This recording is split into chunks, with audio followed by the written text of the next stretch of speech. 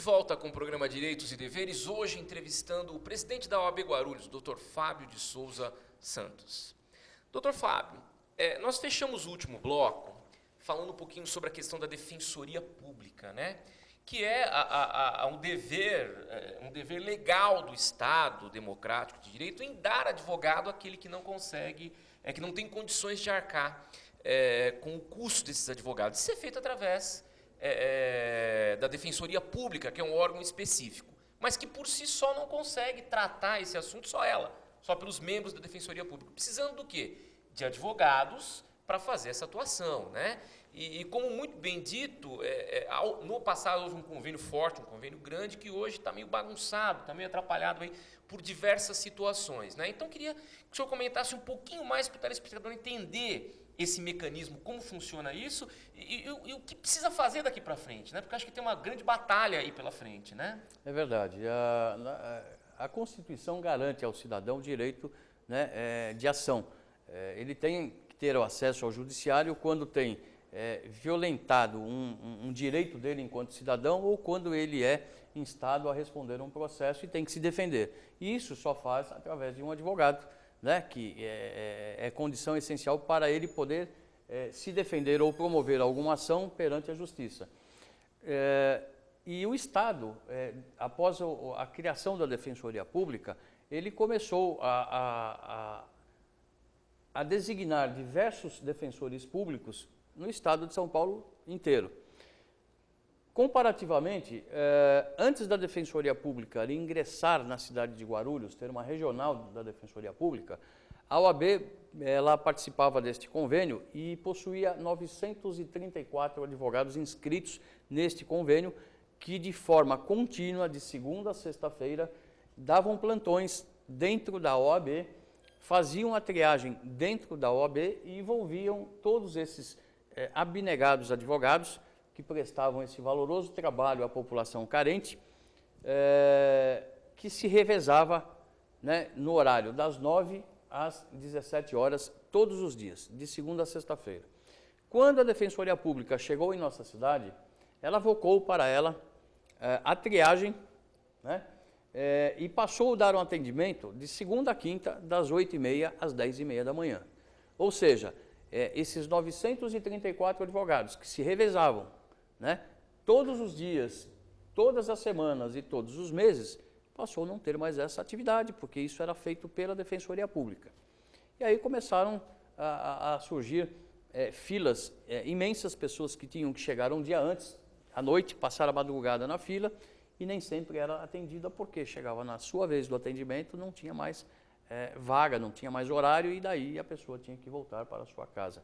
Às vezes a pé, porque não tinha nem o dinheiro da condução, e para retornar a um atendimento. Daí, por conta da OAB, a OAB interviu neste sentido e denunciou aquela forma violenta de tratamento que era dada à população carente. E a Defensoria Pública resolveu o problema da fila, criou o 0800. Vai você, cidadão, tentar marcar um agendamento no 0800 e veja quantos meses você vai demorar para conseguir ter esse atendimento. É no mínimo 90 dias. Né? E quando você tem esse atendimento, em regra, você também não é atendido por um defensor público. Você é atendido por um auxiliar administrativo, por um estagiário que não tem formação e capacidade jurídica e nem técnica para poder dar a orientação. E são essas pessoas que lá prestam esse tipo de serviço que emitem a provisão, nomeando-se um advogado participante, né, que participa do convênio, para promover a ação ou a defesa. E às vezes, quando é emitida essa provisão, o tipo de ação a ser promovida também não é aquela correta, porque a hora que o cidadão se dirige ao advogado nomeado, ele verifica que, depois da entrevista, que aquela ação que foi designada por um auxiliar administrativo não é aquela que efetivamente a lei garante e ampare para defender o interesse daquela pessoa. Então, ou seja, é uma prestação jurisdicional capenga, desrespeitosa, de humilhação ao cidadão, que já sofre pela condição de não ter numerário, condição financeira para pagar um advogado particular e ainda tem que se submeter a um tratamento desrespeitoso dessa forma. Então é assim que funciona. Hoje é assim que funciona. E por conta dessas distorções, desses erros, desses abusos, é que existe a ação civil pública que foi aberta junto ao Ministério Público Estadual e está tramitando aí. E vamos ver a solução disso talvez em breve, acredito eu que em breve, porque é um estado de violência tão grande que não pode ser mais permitido por ninguém. E aí é onde que entra o judiciário, que deve prontamente decidir de forma enérgica que a população possa ter um serviço não de excelência, mas de qualidade e de respeito ao cidadão pobre. Ok. Doutor Fábio, mudando um pouquinho de assunto, nessas eleições partidárias, qual foi a posição da OAB, como foi a atuação da OAB? Bom, desde o início da nossa gestão, nós pautamos e criamos uma comissão do direito eleitoral. E nesta eleição, nós tivemos, como na eleição passada, um plantão permanente no dia da eleição, que funcionou das 8 às 18 horas, né? É uma parceria que foi feita entre a OAB e o MCCE, né? O Movimento de Combate à Corrupção Eleitoral. E neste domingo passado, que foi a eleição para vereador e prefeito aqui na cidade de Guarulhos, nós recepcionamos mais de 150 reclamações, né? De irregularidades, de denúncias feitas pelos munícipes em relação aos candidatos. Eu, pessoalmente, estive lá e participei das declarações de um jovem que ele foi numa determinada escola exercer o seu direito de voto. Chegando lá, existiam algumas pessoas mexendo na cabine da urna, dizendo que era uma atividade técnica, né? Para resolver um problema técnico. E daí, a hora que esse jovem se dirigiu para exercer o seu voto, o seu direito consagrado, ele não pôde votar, porque constava lá que ele já havia votado. Daí ele se dirigiu à mesa, né, junto aos mesários lá, e queria saber o que havia acontecido. E daí disseram a ele que não, que ele já tinha votado, e ele não havia votado. Bom, conclusão, ninguém lá fez absolutamente nada. Ele procurou um policial, o policial orientou ele a procurar o juiz na segunda-feira, né? O que ele fez? Ele antes procurou a OAB, o MCCE, se dirigiu à ordem e nós coletamos as declarações dele. E aí eu tive, não sei nem se é prazer ou a tristeza de colher um depoimento dessa natureza, porque é um adolescente que estava no início de um papel tão importante que é o exercício do voto, e ele foi tolhido, porque pessoas de má índole, né, pessoas que talvez pretendiam burlar, fraudar a eleição, ou pelo menos naquela junta eleitoral, já havia exercido esse direito por ele, em favor, talvez, não sei de quem, de algum candidato que se beneficiou. Infelizmente, doutor, esse problema aconteceu em várias cidades. Eu vi na reportagem esse final de semana. O mesmo problema. É verdade. E o guardião dessas violações, desses direitos e dessas pessoas é a OAB, que se coloca à disposição de maneira permanente e integral no dia da eleição para poder estar lá recepcionando essas denúncias e dando encaminhamento às autoridades competentes. E aí, uma dos papéis, né, que a ordem faz, do papel institucional é esse, né?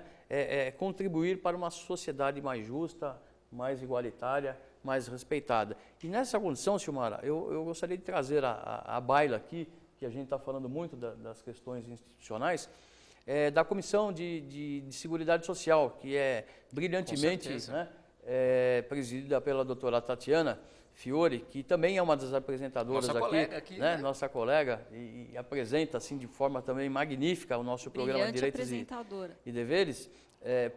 Por iniciativa desta operosa comissão, fez-se um comunicado, uma representação à Justiça Federal em relação às rampas de acesso no prédio da Justiça do INSS, porque as pessoas, quando para lá se dirigem buscando um auxílio, um benefício ou uma orientação, elas não têm condição de ter acessibilidade a esse prédio público. E por conta disso, a OAB, através desta operosa colega que preside tão nobre comissão, que é a previdenciária, ingressou com medida para garantir que haja acessibilidade aos prédios pelas pessoas portadoras de deficiência. E neste ínterim, muitas coisas foram feitas. Hoje existe um inquérito civil que transformou-se numa ação civil pública e tem um pedido de liminar que está para ser analisado esta semana ainda, e em breve teremos novidades aí para que essa população possa ter o direito de ter acessibilidade aos prédios públicos. Ou seja, é a OAB trabalhando e trabalhando muito, né? É muito interessante ter essa oportunidade de expor tudo isso, né? E principalmente frisar algo que já foi dito em outros programas, em outras situações, de que é um trabalho 100% voluntário, né, Fábio? É um Sim. trabalho 100% voluntário. Quem está diretor hoje, quem preside comissão, quem está envolvido com a OAB, não ganha um tostão para fazer isso. É pura doação e por amor mesmo à atividade que exerce dentro da OAB, né? É verdade. E mais que isso, Rogério, você sabe disso, não tem vínculo nenhum e é desprendido de qualquer outro interesse a não ser o amor pela advocacia. Embora alguns colegas em período de eleição dizem que a OAB partidarizou e tal, eu quero deixar claro a todos aqui que eu não sou filiado a partido político algum. Eu sou estou presidente da OAB, Ordem dos Advogados do Brasil, não tenho preferência política, não sou filiado a partido político algum e faço isso para defender a instituição de classe que eu acredito, né, para pugnar pela observância e pelo direito da prerrogativa profissional dos advogados e o direito das pessoas, do cidadão, para que possa ter uma qualidade de vida e uma condição melhor de respeitabilidade em nossa cidade. Independência, essa é a grande bandeira da OAB. E é isso que faz a OAB ser a segunda maior instituição em credibilidade no país, né? Com Verdade. certeza. Doutor Fábio, infelizmente o nosso programa chega ao final e para nós é sempre um prazer, uma honra muito grande tê-lo aqui conosco. E esperamos recebê-lo outras vezes aqui no nosso programa. Eu que fico agradecido, Silmara, de poder estar aqui com vocês, junto com o Dr. Rogério, meu vice-presidente. Você é uma operosa advogada, professora, e que tem ainda a missão de estar aqui fazendo a apresentação de um programa tão bacana, tão bonito, que leva orientação jurídica aos advogados, aos 5.100 advogados inscritos na cidade, aos 120 mil assinantes da NET, que acompanham pela TV Destaque esse nosso programa. E eu fico muito feliz de poder compartilhar com vocês, com os outros colegas, às vezes, quando sou entrevistado pelo Dr. Clóvis, pela doutora Tatiana, que também, de forma desprendida e abnegada, presta mais um serviço, não só à classe, mas à população. Obrigado a vocês. Obrigado, Fábio. É sempre brilhante a sua presença aqui no nosso programa. E lembrando que se você gostou do programa, né, divulgue. Sexta-feira tem mais, às 7h30 da manhã, sábado às 21 horas e domingo às 22 horas. O programa Direitos e Deveres fica por aqui, agradecendo mais uma vez ao Dr. Fábio de Souza por essa doação, por essa predisposição em presidir a Ordem dos Advogados do Brasil. Silmara, um grande abraço e até a próxima edição. Obrigado.